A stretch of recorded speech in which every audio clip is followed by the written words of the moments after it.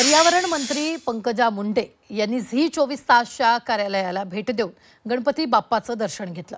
यावेळी पंकजा मुंडेंनी गणरायाची मनोभावे आरती केली, तसंच मंगळमूर्तीबाबतच्या आपल्या आठवणींनाही त्यांनी या निमित्तानं उजाळा दिला। पंकजा मुंडेंशी बातचीत केली आमच्या प्रतिनिधी अनुपमा खानविलकर यांनी।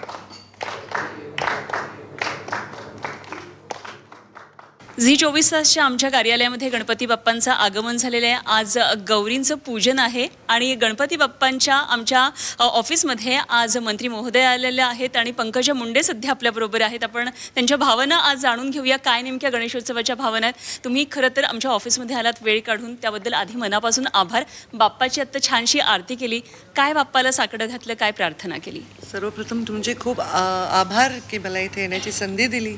दरवर्षी मी येते, त्या प्रथेप्रमाणे आले।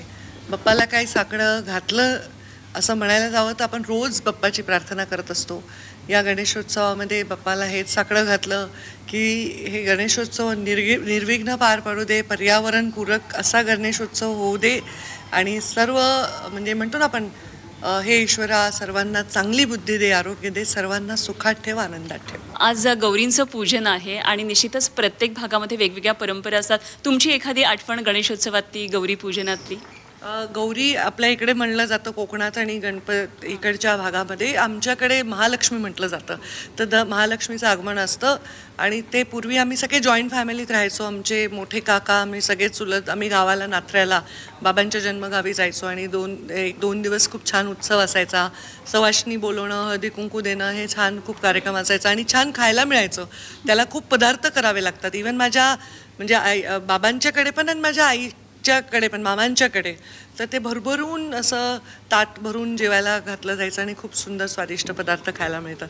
आमच्याकडे तसं गौरी नाही आहे, त्यामुळे मी मिस करते।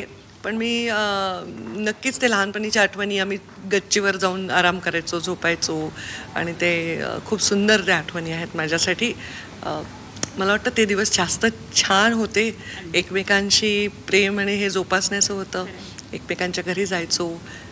महोत्सव असला की माणसांचे मन सुद्धा मिळायला लागतात, त्या प्रसादाचा गोडवा माणसातही बघायला मिळतो। क्या बात आहे, खूप छान। आज तुम्ही आलात झी 24 तासच्या कार्यालयात, बाप्पांचं दर्शन घेतलं, खूप मनमोकळ्या गप्पा मारल्यात, मनापासून आभार। थँक्यू।